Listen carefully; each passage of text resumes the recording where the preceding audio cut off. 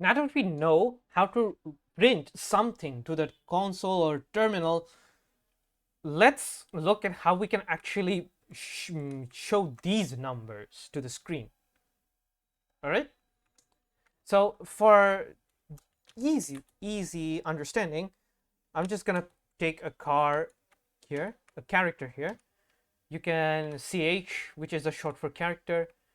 Again, your variable names must be understandable. It must be English, so that if anyone who reads this variable name knows what it actually does.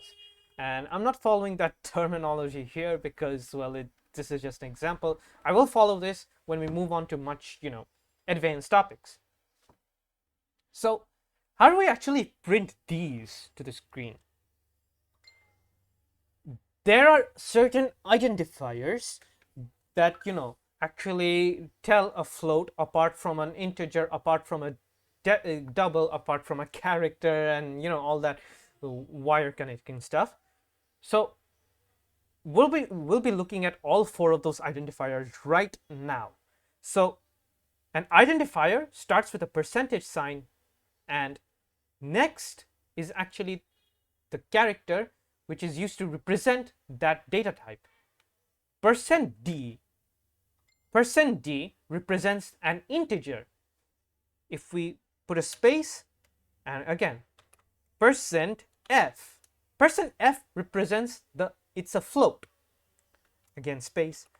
%lf represents a double. And finally, %c represents a character.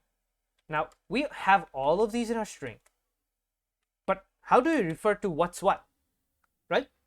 So we put a comma after the end of the double quote.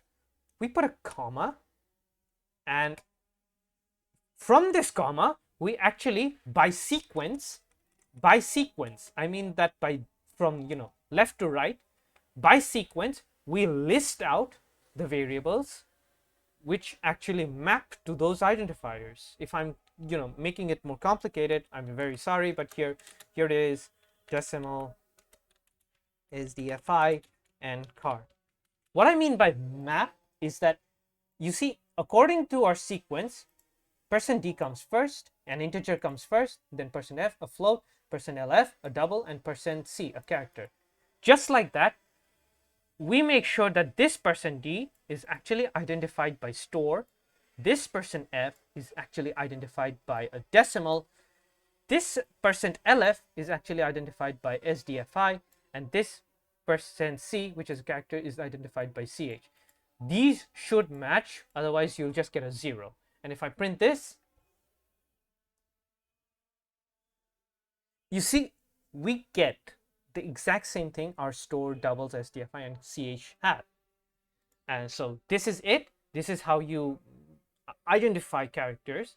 And a quick, I'm going to end this very quickly. And there's something we call escape characters. We'll be looking on this more in the course. But if we want to print these characters on different lines rather than the same line, we can use a \n.